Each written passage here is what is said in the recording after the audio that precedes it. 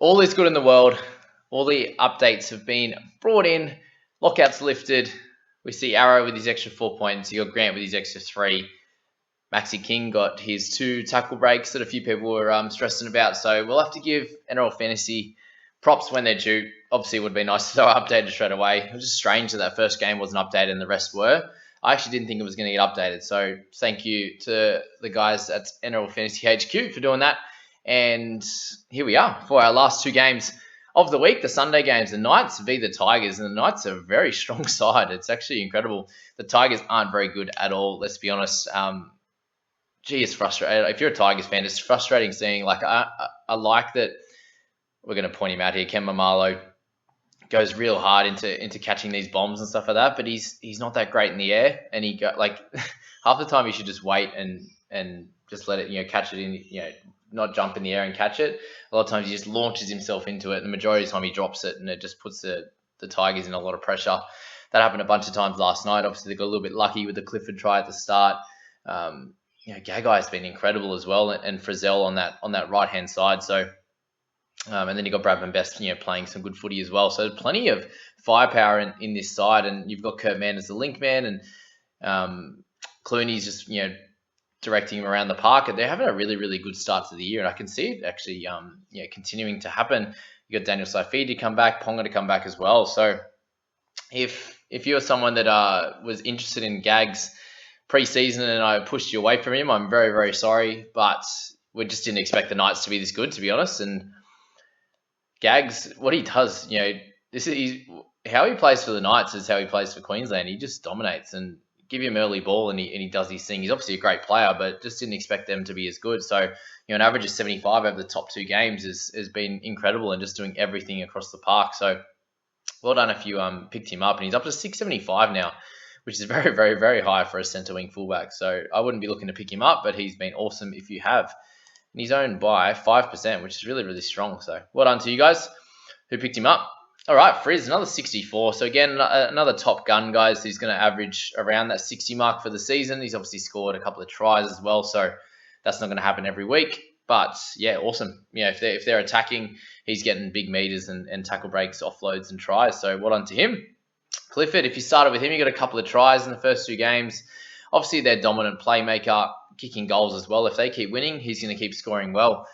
If you didn't pick him up at the start, I think it's probably a bit too tough to pick him up now at 582. He has to average over 50 to be worth bringing in for the rest of the year. And will he do that? Will he keep scoring tries? I'm not exactly sure. Will the Knights continue to play well? Who knows as well. There's a few too many question marks for me on Cliff, but yeah, awesome start for him. Lucy Lewis, so back to a 50, which is good.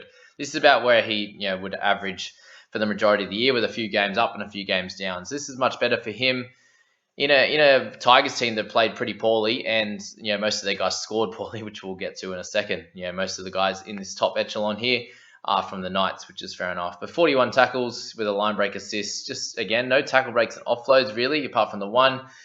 So you can see that having a bit of an uptick if they play a little bit better as well. But a lot of teams are going to be covering him pretty handily, just for the fact that he's one of their biggest attacking weapons. Simpkin was much better, so if you held on to him, which I'd suggested, just because there's not really too many options in that position there, and if you've got him and Randall, it's probably better to have that cover. But he was much better if you decided to play him. Well done, with 48, you'll take that for sure. Twiley, you keep losing a little bit of cash. He will for a little bit until he picks up his scoring, but in these types of minutes, you'd hope that he'd be averaging over 50, and he hasn't yet. Randall with 45 in his 68 minutes, so that's kind of the minutes we're thinking for him, about that 65 mark. 29 tackles, actually kicked out a dummy half once, which was cool. A little bit of running and a turnover tackle. Just no negatives for him, which was cool. We'll take his 45 and that extra 43 in price rises. So well done if you started with him. He's got plenty more cash to make with a nice 52 average to start.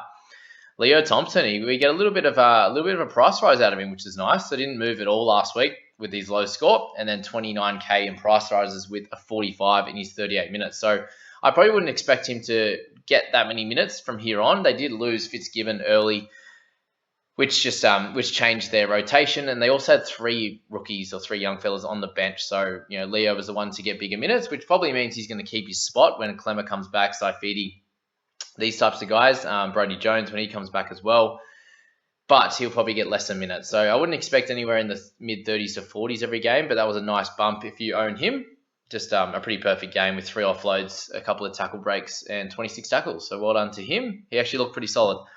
And Croker was the other guy. Again, the middle forwards coming off the bench both scored perfectly. So 43 for him, but I don't think I'll see him much on the bench going on from here.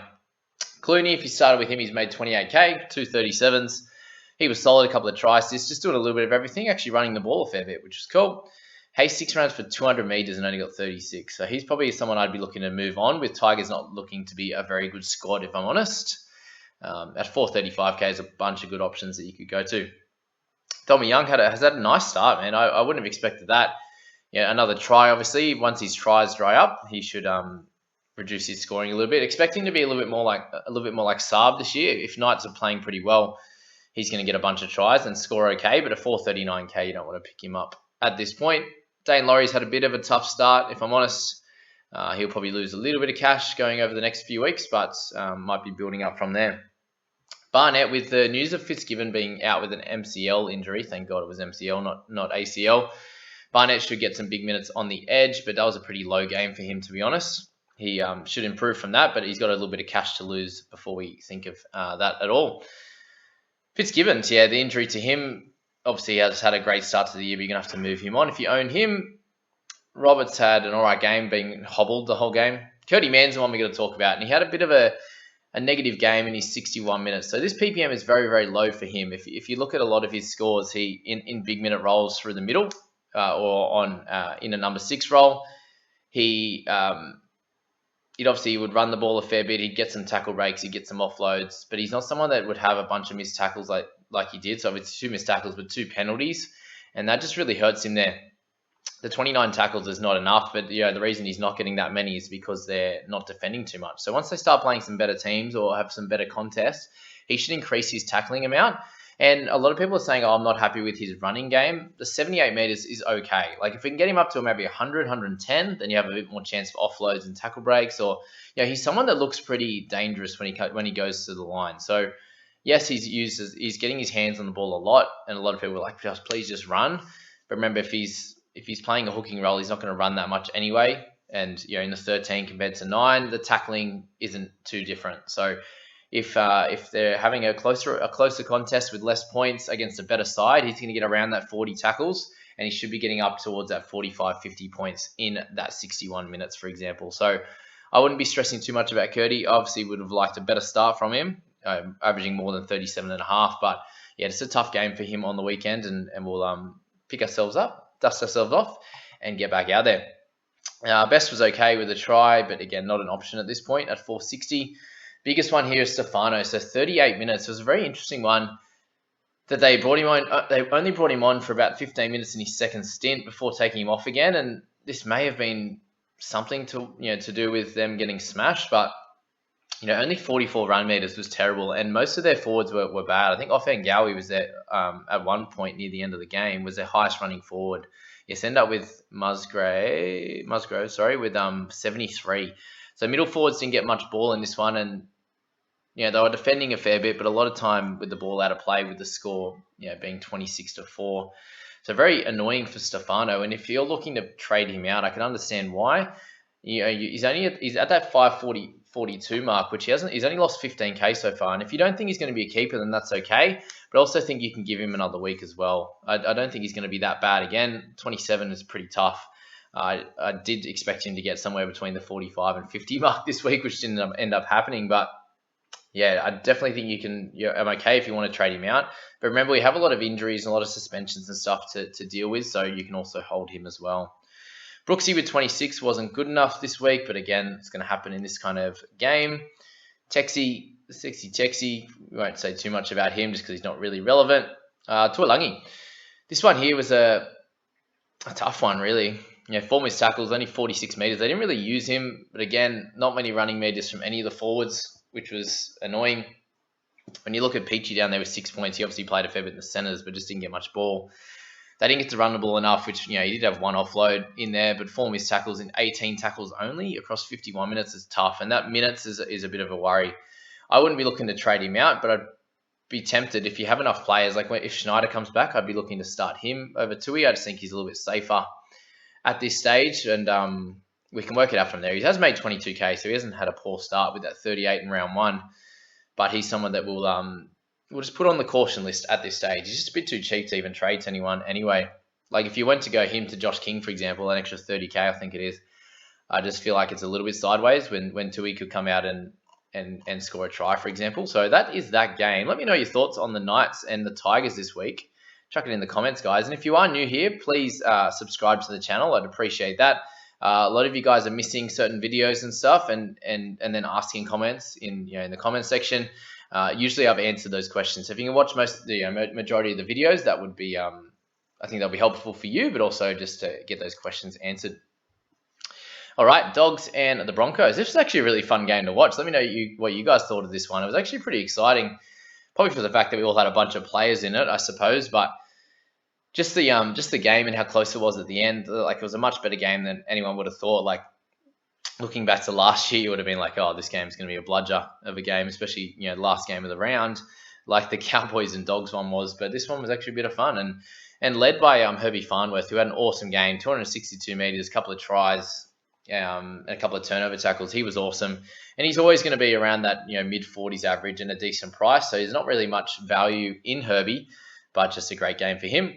Matty, I told everyone to hold off on trading him. He had 39 in base last week, and then this week he gets the 5 tackle break, a couple of offloads, 23 in base there in the kick meters and the meters gained. Get a couple of forced dropouts, a couple of kick defusals with those. He's got sharp hands. Hey, I don't know why they kept trying to kick past him. That was silly. Anyway, a line break, 1 goal, line break assist. You can see he just covers everywhere on that list, and he still didn't even have a try assist or a try. And had a try disallowed where he got held up in the end. So there's always going to be some upside with Matty. And most people are going to want to get him at some point, whether it's in the center or in the half. To have someone like this that can score in so many different avenues in your center position is just absolute gold at the moment. When you've got only really Isaac Tungo that is scoring super in the centers, apart from any of the more expensive guys, then having Burton in there or in the halves is just absolute gold at the moment, with those positions being a little bit of a tough one to select. Anyway, Jeremy Marshall-King's had a nice start to the season, so obviously a bit higher this game with a try, so he was really good, but the 61 minutes is a bit of an issue if you're looking to pick up a keeper in that position. Payne Haas, so we had 58 points from him, and that was a solid game without being spectacular, so pretty much pretty much a point a minute there, just under. The lack of offloads in this one dropped his points a little bit there, and a couple of less tackles. So, 4 tackle breaks, 4 offloads last week. So that's, 12 points potentially that's left on the table. And anyway, he's going to be a cracking captaincy option here on in. And then you look to someone like Tavita Pangai. Had it out for Payne in that game, actually, which was interesting. Did only make the 12 tackles, but I reckon most of them were on Payne Haas. 56 and 50 minutes. He had a lot of stints on and off the field. So he's not going to be playing a lot on the edge. He's going to be playing a little bit in the middle, a little bit on the edge, and just having a bunch of different stints, and he just looks to offload at all times. So that 4 points in offload is going to be really cool for him. And you can see a lot of scores like this, but then he had pretty much his first tackle of the game. He came in and just threw the arm out and hit one of the boys I think it might have been Payne Haas in the head, for example, and then had some late contact on the kicker as well. So always a chance of getting suspended, but while he's playing, he's gonna do really well, average somewhere in the mid-50s for sure. Maxi King, can we think about captaining him? He is incredible to watch. Just building up those points. Every couple of minutes almost, it's going. With 3 offloads, a couple of turnover tackles in there, the tackle breaks, the tackles.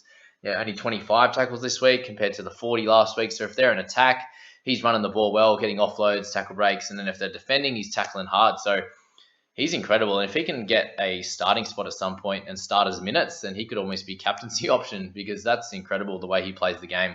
Obviously, he's on for a shorter period of time, so PPM is going to be a little bit higher than if he had a longer stint, but he is awesome, and you should be playing him every week for sure.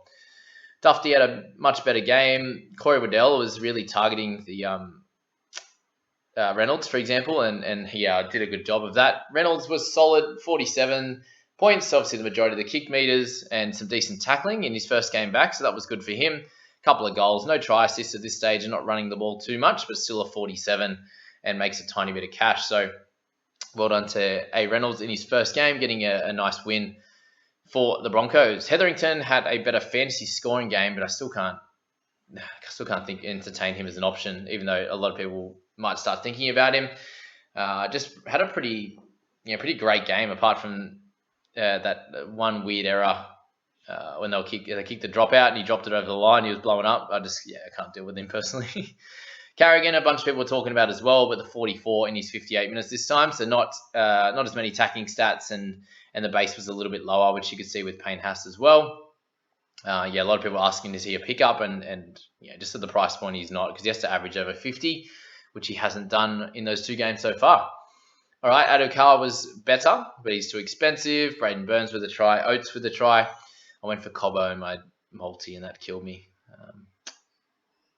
But I couldn't pick Oates. Jackson with another low game, and what does this mean? It's really strange. 51 minutes is the real worry here. You want him to be playing 70 to 80 to be worth it in your side, and if he actually starts to continue playing 50 to 55 minutes, then he could start hemorrhaging cash, because that's a bit of a pain there at this stage with Joshy. So we'll have a look at his stats there, and 64 minutes in that first one was a bit better, and a lot more tackles. Just not running the ball as much as he was at the back end of last year. If you look at that, he was way over 100 meters and getting close to 50 tackles as his base of sort of 55 there. So not enough for him at the moment, which is a bit of a worry, unfortunately. And if you think that this is going to continue, and if the minutes is looking that way, and you got Thompson playing 50 odd, even Vaughan playing low minutes, but Hetherington on an edge playing 80. You got Waddell on the other edge playing 80 as well. It doesn't leave a lot for those guys. When you got Biondi covering for Marshall King, you got Pangai playing some big minutes as well. Maybe he doesn't play as many this year, which is very interesting and could be a worry if you have him in your squad.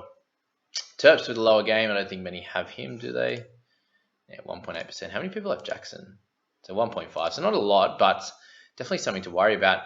Lukey Thompson, he's owned by 1.2, but 33 in his 51, so it's not much happening for him compared to last week. We had a real dominant performance, a high 50s. Stags there, if you own him, it's a bit of a worry how much ball he got. He only ran the ball like four or five times. One was a really good run, but they just weren't getting it out to him, which was a pain. And then we looked to Hetherington, and he had a really good outing. 30 tackles in 34 minutes, being super busy with 72 run meters as well. Just a couple of demerits there. So he should become an option over the next few weeks.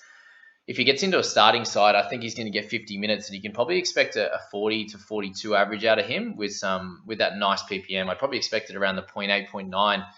And currently that 33 and 34 minutes was really, really good to see. Made 8K, and it's going to cover the hooker or mid position for you. So I think you can almost play him week to week now. It was good to get that week back for him after COVID, for example, for him and Reynolds, and I think he'll increase his minutes from there. But he just played what did he play? Sort of first part of that second half and went off right at the end, I believe. So, a good game for him. And Billy Walters looked really solid. Does anyone else think he's really cemented the number 14 or 17 jersey for their side? He made a line break, 5 tackle breaks, 16 tackles for 2 misses, a kick out of a kick in general play, and then a few runs, was really good. 32 in his 25. So he'll make some good cash still. He made 41K hitting a 32, and he'll make a fair bit more if he can average around that 25 to 30 over the next bunch of weeks with 25 minutes. I'd probably expect him somewhere between the 20 to 25 actually, but he's got a little bit of cash to make, and if there's an injury early in the game, for example, he could come on. If it's injury in the halves, he'll play halves. Injury at hooker, he'll play hooker. And then depending on where the injuries are across the field, then maybe it's a center goes down. Maybe one of the second rowers can move into the centers. They can move one of their back rowers into the edge, and he could play middle as well. So very interesting for Walters. I'd be holding steady with him for a while, just because opportunities do pop up across the year. Avrillo's can keep losing cash. Cobbo was definitely not a good option on the wing. Biondi Odi, if he gets a spot at some point, he's going to be great. His PPM's awesome. Albert Kelly will drop down a fair bit too, next to Reynolds, which we thought with just the no kick meters there at all. But a nice try saver at the end there. And TC Rabadi's going to lose plenty of cash. And if he gets a starting spot at some point or a good spot in the rotation, he'll end up being a decent option as well. And there you go. That's the 2 games, guys. And I hope you guys are all excited for my next video. One of my teams is doing super well. Probably not the one I wanted to do really well in the overall ranks, but we'll go through that later tonight when we drop that teams video. But yeah, plenty to talk about in that as to potential trades and if we're going to be holding and what to do from there. But I hope you really enjoyed this video, guys, and we'll catch you in that next one. See you later.